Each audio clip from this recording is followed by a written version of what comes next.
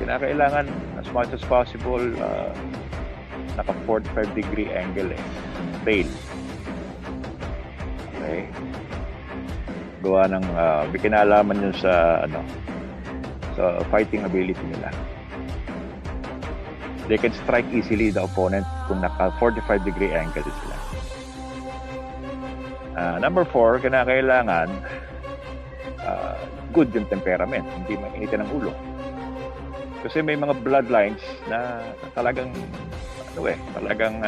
kahit sabihin mong hindi natutunan, talagang inherent sa kanila na man-fighter, mainitin ang ulo. So, yun yung mga binibreed out natin. Or, possible, i-avoid natin i-breed. Kasi dadami lang yun sa manukan nyo and mabibwisit lang kayo pagka puro gano'n ng manok ninyo.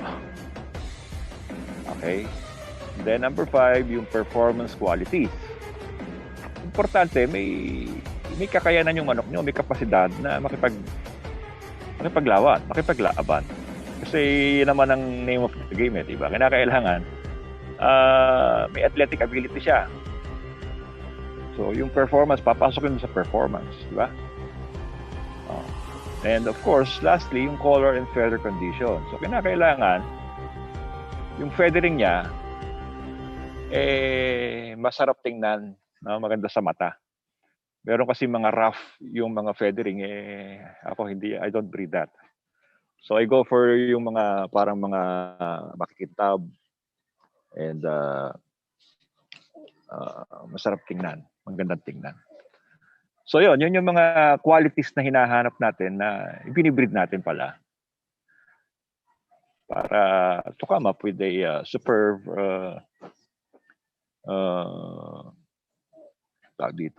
mga flock. Kinakailangan magaganda yung makikita sa yard niyo para attractive sa buyer. Okay? If you are into commercial breeding. So, yun lang. Ang napag-usapan natin is the correct me if I'm wrong, medyo hindi ako nakamonitor. Inbreeding. And ang next na pag-uusapan is the crossbreeding. No, line breeding. Line breeding muna. Okay. Medyo na huling-huli yung crossbreeding. So, okay. So, ang next pag-uusapan natin, ang i-discuss mo is the line breeding. Ayan. Yes. Yan. Okay. Sige. At mapag-usapan na muna kung ano yung line breeding na yan bago tayo mag-cross breeding mamaya sa pagbalik natin. So, nahin na muna yung line breeding. Okay. So, ang line breeding naman is a practice of breeding that produces birds from a single line of descent from a common ancestor, one that is closely related. For example, nag-produce ka ng coming from both hen and cock. Importante yung cock side is pure, and also yung hen side mo is pure. So once you breed them, yung anak nung dalawang yon is ibabalik mo sa nanay yung stag. Okay? Or if you want to get the characteristics of the cock side, i-breed back mo yung anak niyang babae sa kanya. So that's line breeding. Actually it's a long range plan kaya ito ginagawa ng mga breeder using an ideal individual, okay, which is firmly fixed in its characteristics and traits. So yun ang reason kung bakit natin binabalik either doon sa tatay or doon sa nanay para ma-replicate, it replicates or set the special characteristics that a particular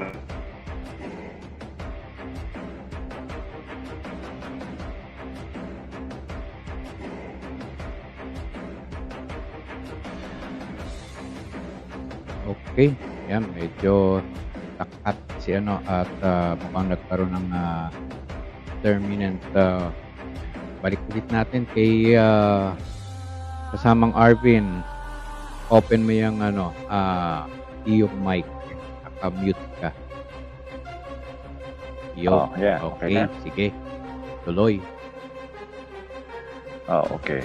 So, balik tayo no, sa pinag-uusapan natin about line breeding. This is a systematic method of cloning. No? Para mo siyang kino-clone. Yung specific individual na wherein nandun lahat yung mga characteristics and traits na gusto mo, when you breed his daughter to him, that's what you call line breeding, no? Kasi nire-replicate mo kinukuha mo ilaladami mo yung mga genes na meron yung doon sa cockside papunta ron sa mga progeny. Now, ano ba advantage of doing this?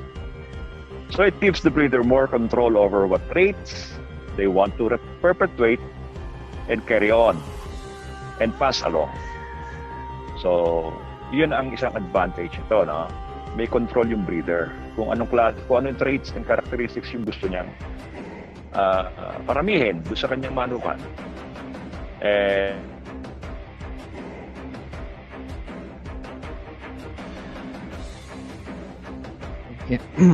Okay, yan. At sabi nga, pagka tinawag na inbreeding or line breeding, iisang linyada ang pinag-uusapan. Yes, oo. So, ika nga, para sa mas klarong pagkakaintindi ng ating mga viewers, ito yung walang halo. Pure walang yan, halo. pure. Puro. So, ano ang advantages kapag ganun ang gagawin natin? So, may control yung breeder, no? Kung ano traits and characteristics yung gusto niyang i-perpetuate or paramihin doon sa kanyang manukan. So, that's one advantage. Pero may disadvantage din to. Yung mga previously recessive or hidden characteristics can come out unexpectedly. Nangyayari yan gawa ng, syempre, yung kanununuan. Diba? So, minsan nangyayari yun, lumalabas yung mga ganong yung mga recessive genes na tinatawag. Yun ang disadvantage naman. So, kinakailangan talaga yung pagkukunan mo ng mga linyada mo is authentic and solid mga bloodlines para hindi mangyari yun. Although kahit nasabihin mong solid and authentic, nangyayari pa din minsan Pero iba pa rin yung panggagalingan ng line mo o ng materialis mo from a reputable breeder. Yeah, alam nila, ginagawa nila Oo, katulad ng ganyan. Hindi isa sa mga naiiwasang risk ay yung hindi mo alam kung saan yung kinanununuan nung isang nakuha mong manok. So at least kilala mo. Oo. Kilala mo siya. Oo. At saka ang kagandahan nitong line breeding, assuming na may lumabas na ganito sa sa ginawa mo, nag-line breed ka, and then all of a sudden unexpectedly may lumabas na puti. Okay? Supposed to be dapat lahat pula. And then bigla may nagputi. Isa, dalawa. So nangyayari yan yan ang throwback na tinatawag. Pero which is normal. Kasi nga, sabi nga nila there is no such thing as pure. Ang sinasabing pure dito, yung term na pure, is yung traits and characteristics. Yun ang pinupurify natin. Okay? Hindi yung bloodline, hindi yung name ng manok na, let's say, hatch or sweater. There is no such thing as pure talaga. Ang pinupurify natin dito is yung characteristics and traits that we want. Ayun. Okay? Kasi nga, yung manok na binili mo from one breeder, binili rin niya yun sa isang breeder na, alam mo na, yung pinagsimulan, yung generation, one generation after the other, may mga infusion na ng ibang ng ibang bloodlines. na hindi na natin alam. So pagdating sa yun, specific na material na yun, na kinreate ng breeder, may suksok na yun ng ibang blood without you knowing it. Definitely, hindi mo malalaman yun, di ba? Siguro mga 2-3 generations ahead or before you. So, mahirap talaga yung malaman. So, pwede mo lang gawin, kaya ka nag-i-inbreed, isiselect mo yung mga characteristics na gusto mo sa manok. For example, you want power, speed, cutting. So yun yung mga characteristics na hinahanap mo sa manok. Pwede mo yung ma-purify. Sila lang. Kaya mag-brother sister ka, walang lalabas na ibang genes doon na kumbaga ma-intensify yung kung anong meron yung bloodline na yon. And then from there, ma-fix mo na yon. That's one way of fixing the bloodline.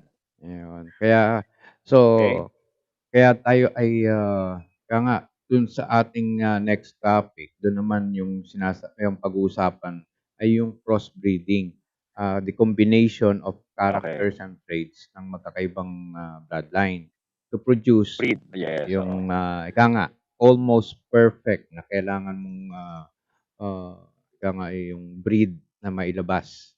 Yan. Okay, so standby lang at magbabalik ang Serbisyo Balita live online. Cute siguro ng pink lipstick. Nasa Lazada yan! I want to buy shoes. Nasa Lazada yan! Mangoes. Nasa Lazada yan! Power banks. Bags. Nasa Lazada yan! Free shipping. Flash sales. Nasa Lazada yan! Ecor. Nasa Lazada yan! Hey! Ang bahaging to ay hatid sa inyo ng STC30 ng Super Life Philippines. Dahil life is super. When it comes to your health, we give freedom for your health. Because your health is wealth with us. We take care of you. Seriously? Even with little, we make it work. For the young, the poor, the old, Super Life is yours. Welcome to Super Life, Super Life. Welcome to Super Life, Super Life. Welcome to Super Life, Super Life. Welcome to Super Life, Super Life. Whoa, Super Life, Super Life.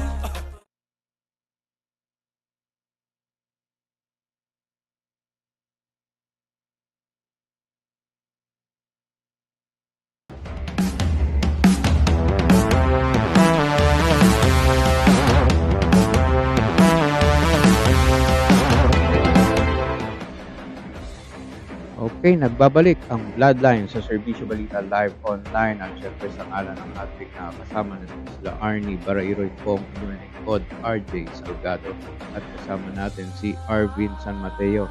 Syempre, bago tayo mag-umpisa sa pinakahuling topic, ang crossbreeding, wag po natin kakalimutan, mag-subscribe po tayo sa ating channel at hit ang notification bell para ma-update po tayo sa mga upcoming program, videos and episodes, lalo-lalo na ng Bloodlines. Ayan. Okay. Kasamang Arvin, ano ang next topic natin? Okay, sige. Before I go to crossbreeding, before I discuss crossbreeding, I just want to make some emphasis on sa when it comes to balik lang ako sa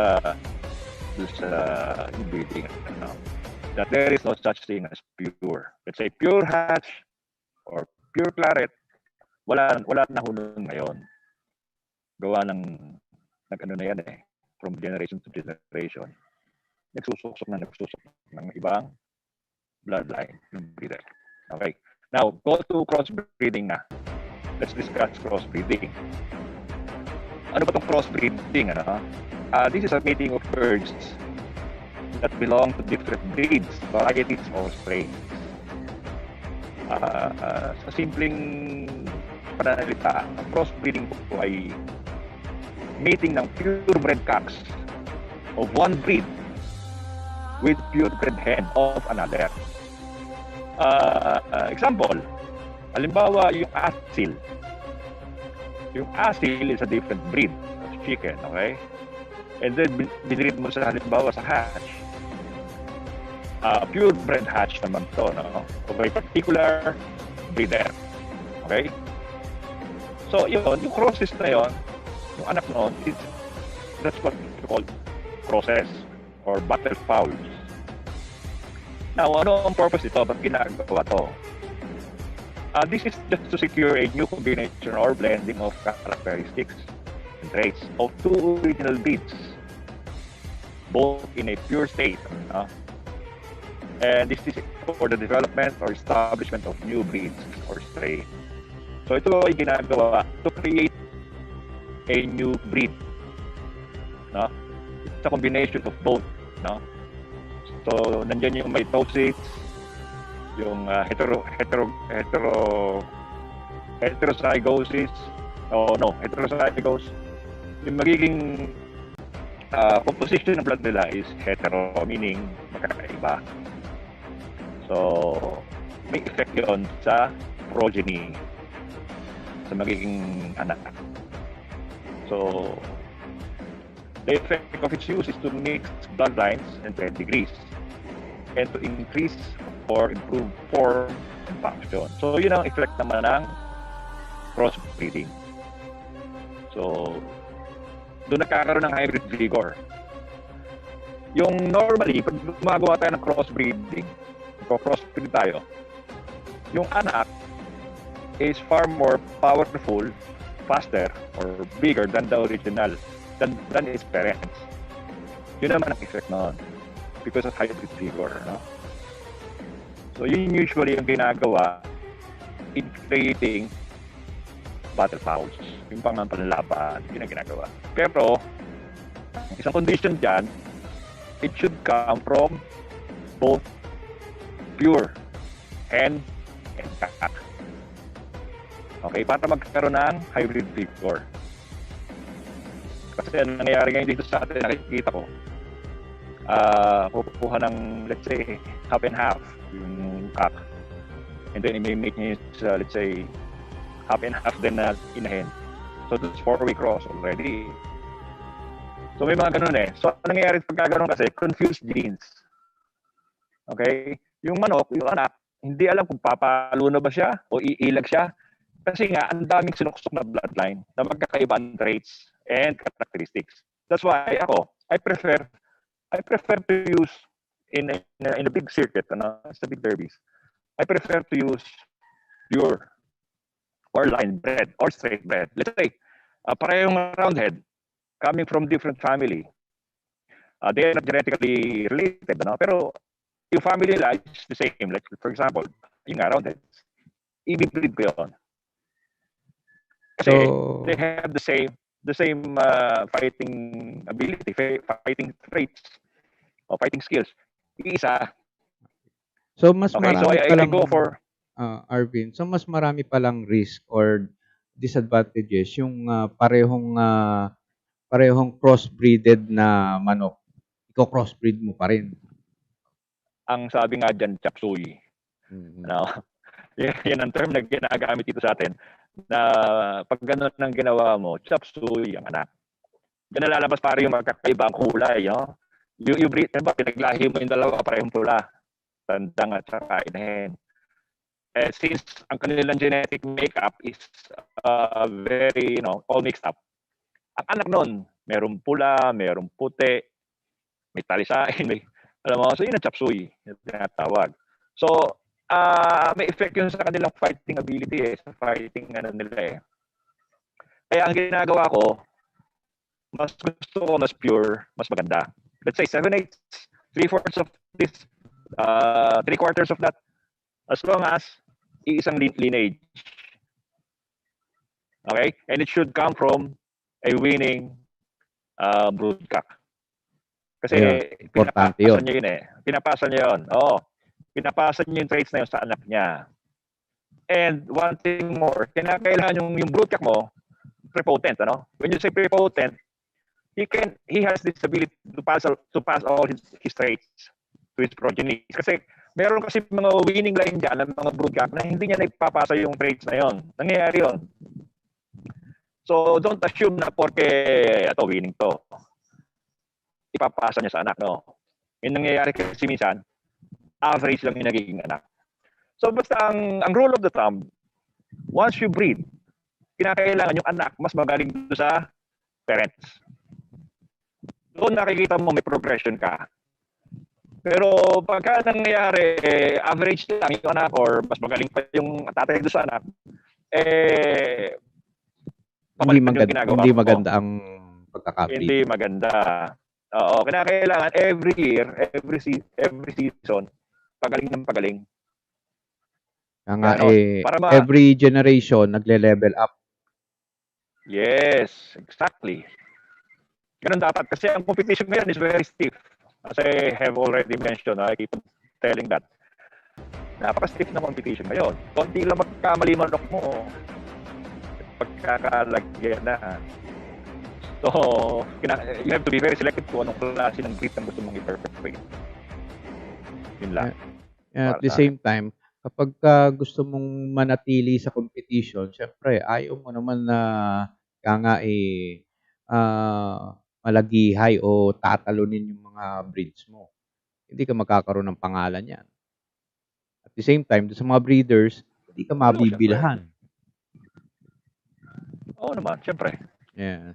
Kaya nga, mga viewers natin, very informative ang ating segment every Saturdays. Para naman dun naman sa mga nasanay sa traditional na breeding, kagaya nga ng sabi nga ng kasama natin si Arvin, kailangan mag-level up na muna tayo. Medyo sa pabago-bagong panahon, kailangan mag-level up na ang klase ng breeding. Gumagaling na ang mga manok ngayon. So, nasa breeding yun, nasa pag-breed. Different kinds of tama yun. Anyway, yan. Abangan natin ng that's the three types of breeding. Yung inbreeding, line breeding, and yung crossbreed. Pero basically for our sa ating mga viewers, ano yung pinaka maire-recommenda mong type of breeding na dapat nilang sundin? Okay. For beginners,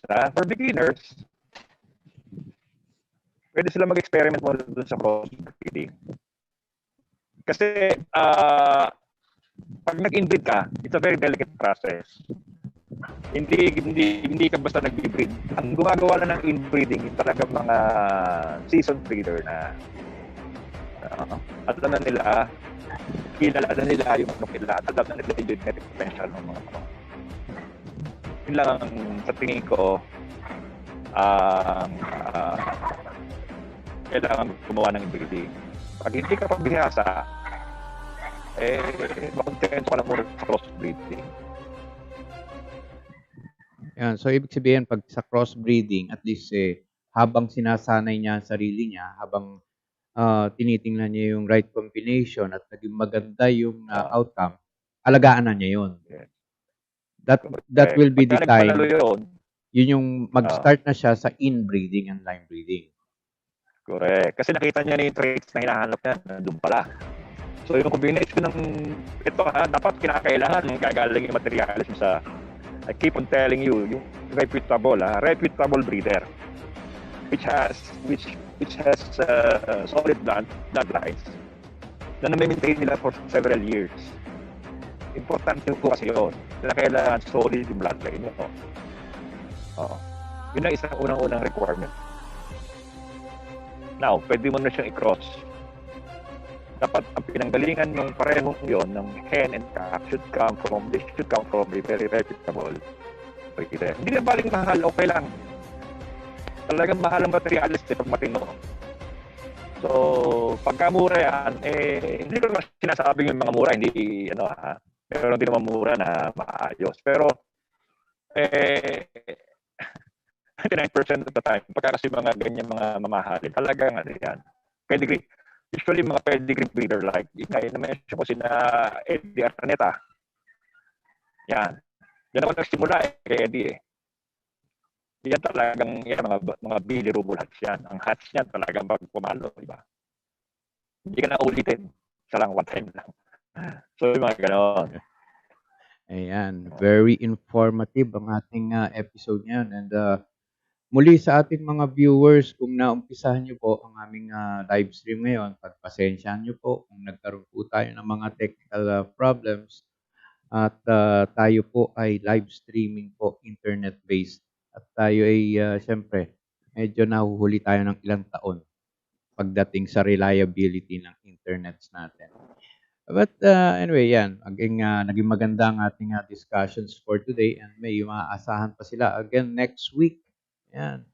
So before we end our program, yan, ang ating segment of Bloodlines dito sa Servicio Balita Live Online, baka meron ka pang nais i-acknowledge or pasalamatan, batiin. Yan. Okay, sige. Ito, special mention to si Mr. Robin Oñate, no? Sa Los Baños. Boy San Mateo, Lito San Mateo. And of course, yung top secret group ko, which I created, and yung Black Dragon Conditioning and Pointing Method na group ko din. So, magandang araw po sa inyo lahat. Ayan. At yan, nakasama natin si Arvin sa kanyang segment na Bloodline. So hopefully by mga next coming episodes natin ay mas mapaganda pa natin at mas maayos natin ang ating transmission. Ayan. Okay, so sa lahat ng mga nanood po ngayong araw na to, abangan niyo po ulit tayo next week kasama si Arvin San Mateo. At syempre, sa ngalan ng ating longtime partner and katandem, La Arnie Barairo. Ito po ang inyong lingkod, RJ Salgado, na bumabati po sa inyo ng isang magandang araw and enjoy the week.